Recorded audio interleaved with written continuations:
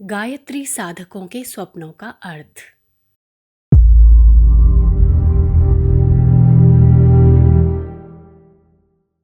साधना से एक विशेष दिशा में मनोभूमि का निर्माण होता है।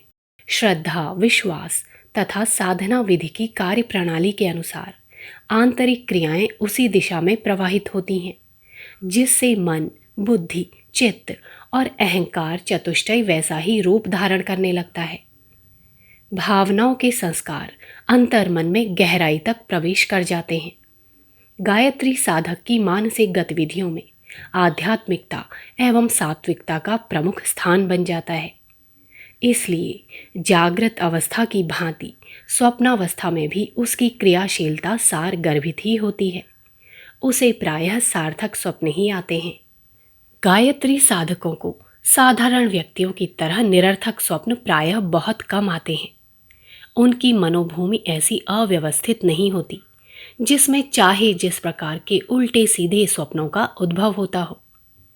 जहां व्यवस्था स्थापित हो चुकी है, वहां की क्रियाएं भी व्यवस्थित होती हैं। गायत्री साधकों के स्वप्नों को हम बहुत समय से ध्यानपूर्वक सुनते रहे हैं और उनके मूल कारणों पर विचार करते रहे हैं।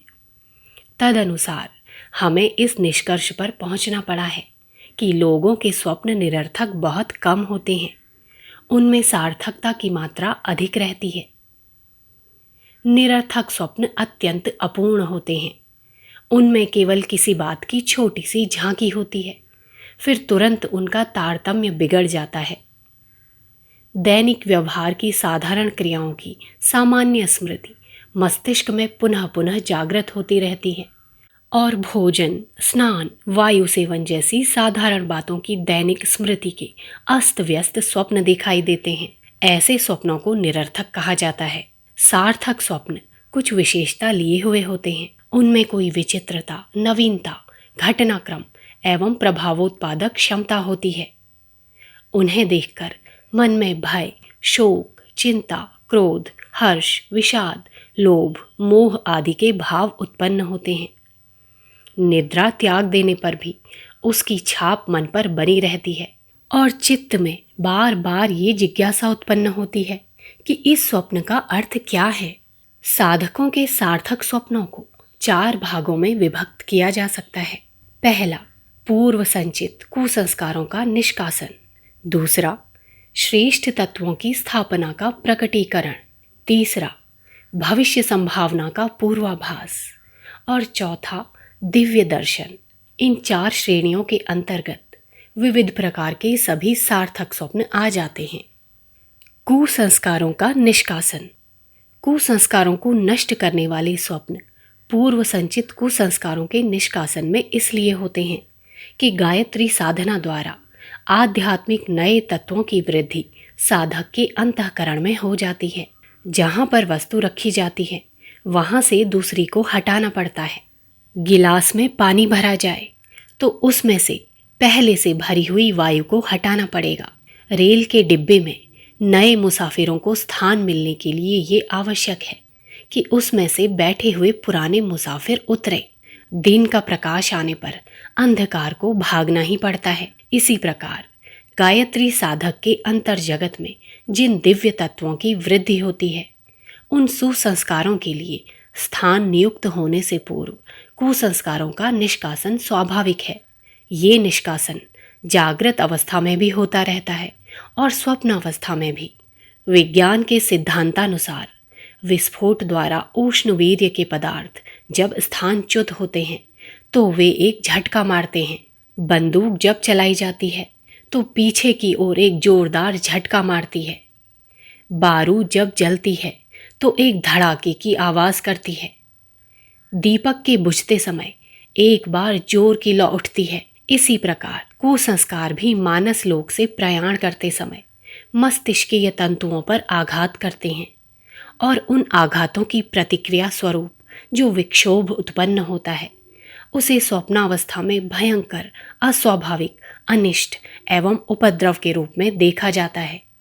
भयानक हिंसक पशु, सर्प, सिंह, व्याघ्र, पिशाच, चोर, डाकू आदि का आक्रमण होना, सुनसान, एकांत, डरावना जंगल दिखाई देना, किसी प्रियजन की मृत्यु, अग्निकांड, बाढ़, भूकंप, युद्ध आदि के भयानक दृश्य दिखना, अपहरण, अन्याय, शोषण, विश्वासघात द्वारा अपना शिकार होना, कोई विपत्ति आना, अनिष्ट की आशंका से चित्त घबराना आदि भयंकर दिल धड़काने वाले ऐसे स्वप्न जिनके कारण मन में चिंता, बेचैनी, पीड़ा, भय, क्रोध, द्वेष, शोक, कायरता, ग्लानि, घृणा आदि के भाव उत्पन्न होते हों, वे पूर्व संचित इन्हीं कुसंस्कारों की अंतिम झांकी का प्रमाण होते हैं। ये स्वप्न बताते हैं कि जन्म जन्मांतरों की संचित ये कुप्रवृत्तियां अब अपना अंतिम दर्शन और अभिवादन करती हुई जा रही हैं, और मन ने स्वप्न में इस परिवर्तन को ध्यानपूर्वक देखने के साथ साथ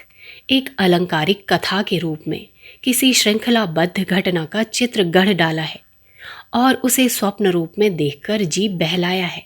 काम वासना अन्य सभी मनोवृत्तियों से अधिक प्रबल है। काम भोग की अनियंत्रित इच्छाएं मन में उठती हैं, उन सबका सफल होना असंभव है, इसलिए वे परिस्थितियों द्वारा कुचली जाती रहती हैं।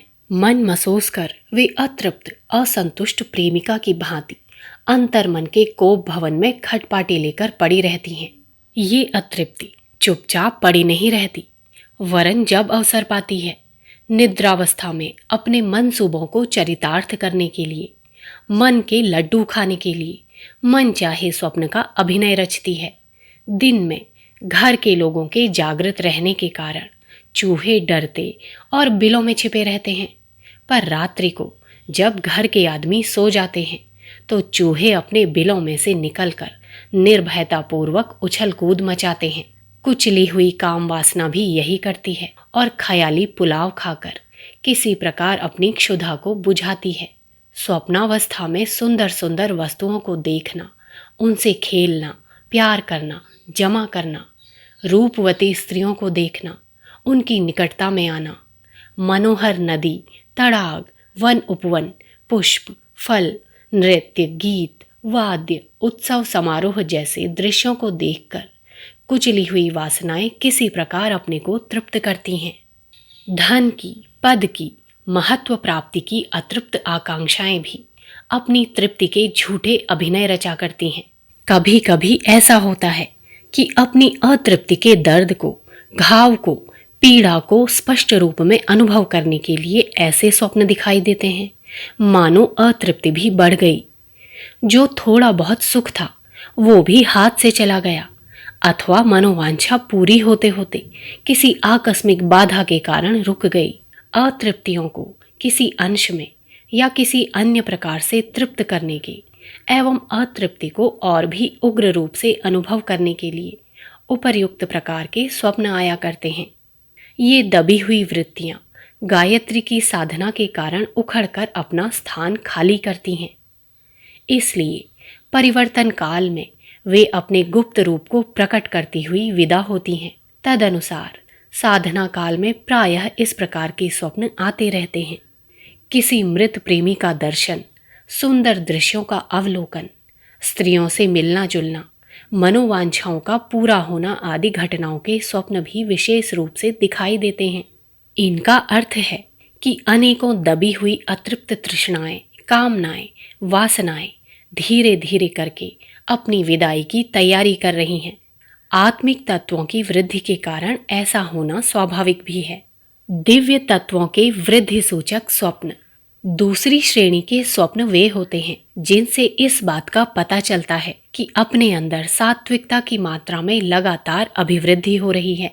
सतोगुणी कार्यों को स्वयं करने या किसी अन्य के द्वारा होते हुए स्वप्न ऐसा ही परिचय देते हैं। पीड़ितों की सेवा, अभावग्रस्तों की सहायता, दान, जप, यज्ञ, उपासना, तीर्थ, मंदिर, पूजा, धार्मिक कर्मकांड, कथा, कीर्तन, प्रवचन, उपदेश, माता पिता, साधु महात्मा, नेता, विद्वान, सज्जनों की समीपता, स्वाध्याय, अध्ययन, आकाशवाणी, देवी देवताओं के दर्शन, दिव्य प्रकाश आदि आध्यात्मिक सतोगुणी शुभ स्वप्नों से अपने आप अंदर आए हुए शुभ तत्वों को देखता है और उन दृश्यों से शांति लाभ प्राप्त करता है।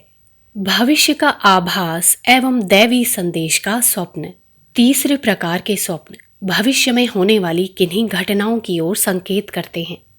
प्रातःकाल सूर्योदय से 1-2 घंटे पूर्व देखे हुए स्वप्न में सच्चाई का बहुत अंश होता है। ब्राह्म मुहूर्त में एक तो साधक का मस्तिष्क निर्मल होता है, दूसरे प्रकृति के अंतराल का कोलाहल भी रात्रि की स्तब्धता के कारण बहुत अंशों में शांत हो जाता है। उस समय सत तत्व की प्रधानता के कारण वातावरण स्वच्छ रहता है और सूक्ष्म जगत में विचरण करते हुए भविष्य का, भावी विधानों का बहुत कुछ आभास मिलने लगता है। कभी कभी अस्पष्ट और उलझे हुए ऐसे दृश्य दिखाई देते हैं जिनसे मालूम होता है कि भविष्य में होने वाले किसी लाभ या हानि के संकेत हैं, पर स्पष्ट रूप से ये विदित नहीं हो पाता कि इनका वास्तविक तात्पर्य क्या है। ऐसे उलझन भरे स्वप्नों के कारण होते हैं। पहला, भविष्य का विधान प्रारब्ध कर्मों से बनता है, पर वर्तमान कर्मों से उस विधान में हेर फेर हो सकता है। कोई पूर्व निर्धारित विधि का विधान साधक के वर्तमान कर्मों के कारण कुछ परिवर्तित हो जाता है, तो उसका निश्चित और स्पष्ट रूप दिखाकर अनिश्चित और अस्पष्ट हो जाता है। तदनुसार स्वप्न में उलझी हुई बात दिखाई पड़ती है। दूसरा, कुछ भावी विधान ऐसे हैं जो नए कर्मों की नई परिस्थिति के अनुसार बनते और परिवर्तित होते रहते हैं। तेजी, मंदी, सट्टा, लॉटरी आदि के बारे में जब भविष्य का भ्रूण ही तैयार हो पाता है, पूर्ण रूप से उसकी स्पष्टता नहीं हो पाती, तब तक उसका पूर्वाभास साधक को स्वप्न में मिले तो वह एकांगी एवं अपूर्ण होता है। तीसरा, अपनेपन की सीमा जितने क्षेत्र में होती है, वो व्यक्ति के अहम की सीमा क्षेत्र तक अपने को दिखाई पड़ सकते हैं। इसलिए ऐसा भी हो सकता है कि जो संदेश स्वप्न में मिला है वो अपनेपन की मर्यादा में आने वाले किसी कुटुंबी, पड़ोसी, रिश्तेदार या मित्र के लिए हो। चौथा, साधक की मनोभूमि पूर्ण रूप से निर्मल ना हो गई हो तो आकाश के सूक्ष्म अंतराल में बहते हुए तथ्य अधूरे या रूपांतरित होकर दिखाई पड़ते हैं। जैसे कोई व्यक्ति अपने घर से हमसे मिलने के लिए रवाना हो चुका हो तो उस व्यक्ति के स्थान पर किसी अन्य व्यक्ति के आने का आभास मिले। होता ये है कि साधक की दिव्य दृष्टि धुंधली होती है। जैसे दृष्टि दोष होने पर दूर चलने वाले मनुष्य पुतले जैसे दिखाई पड़ते हैं, पर उनकी शक्ल नहीं पहचानी जाती। जब धुंधले स्पष्ट आभास के ऊपर हमारी स्वप्न माया एक कल्पित आवरण चढ़ाकर कोई झूठ मूठ की आकृति जोड़ देती है और रस्सी को सर्प बना देती है, ऐसे स्वप्न आधे असत्य होते हैं। परंतु जैसे जैसे साधक की मनोभूमि अधिक निर्मल होती जाती है, वैसे ही वैसे उसकी दिव्य दृष्टि स्वच्छ होती जाती है और उसके स्वप्न अधिक सार्थकता युक्त होने लगते हैं। चौथे प्रकार के स्वप्न हैं जागृत स्वप्न या दिव्य दर्शन। स्वप्न केवल रात्रि में या निद्राग्रस्त होने पर ही नहीं आते, वे जागृत अवस्था में भी आते हैं। ध्यान को एक प्रकार का जागृत स्वप्न ही समझना चाहिए। कल्पना के घोड़े पर चढ़कर हम सुदूर स्थानों के विविध विधि संभव और असंभव दृश्य देखा करते हैं। ये एक प्रकार के स्वप्न ही हैं। निद्राग्रस्त स्वप्नों में क्रियाएं प्रधान होती हैं, जागृत स्वप्नों में बहिर्मन की क्रियाएं प्रमुख रूप से काम करती हैं। इतना अंतर तो अवश्य है, पर इसके अतिरिक्त निद्रा स्वप्न और जागृत स्वप्नों की एक सी प्रणाली है। जागृत अवस्था में साधक के मनोलोक में नाना प्रकार की विचारधाराएं और कल्पनाएं घुड़दौड़ मचाती हैं। ये भी 3 प्रकार की होती हैं। पूर्व कुसंस्कारों के निष्कासन, श्रेष्ठ तत्वों के प्रकटीकरण तथा भविष्य के पूर्वाभास की सूचना देने के लिए मस्तिष्क में विविध प्रकार के विचार, भाव एवं कल्पना चित्र आते हैं। कभी कभी जागृत अवस्था में भी कोई चमत्कारी, दैवी, अलौकिक दृश्य किसी किसी को दिखाई दे जाते हैं। इष्ट देव का किसी किसी को चर्म चक्षुओं से दर्शन होता है। कोई कोई भूत प्रेतों को प्रत्यक्ष देखते हैं। किन्हीं किन्हीं को दूसरों के चेहरे पर तेजोवलय और मनोगत भावों का आकार दिखाई देता है, जिसके आधार पर वो दूसरों की आंतरिक स्थिति को पहचान लेते हैं। रोगी का अच्छा होना या ना होना, संघर्ष में जीतना, चोरी में गई वस्तु, आगामी लाभ हानि, विपत्ति और संपत्ति आदि के बारे में कई मनुष्यों के अंतःकरण में एक प्रकार की आकाशवाणी सी होती है और वो कई बार इतनी सच्ची निकलती है कि आश्चर्य से दंग रह जाना पड़ता है। पुस्तक गायत्री महाविज्ञान, लेखक पंडित श्री राम शर्मा आचार्य। अगर आपको हमारी ये वीडियो पसंद आई हो तो इसको लाइक करें, कमेंट और शेयर ज़रूर करें और हमारे YouTube चैनल ऋषि चिंतन को सब्सक्राइब भी कर लें। साथ ही बेल आइकन को भी दबाएं ताकि आपको आने वाली वीडियोस की नोटिफिकेशंस मिलती रहें। धन्यवाद।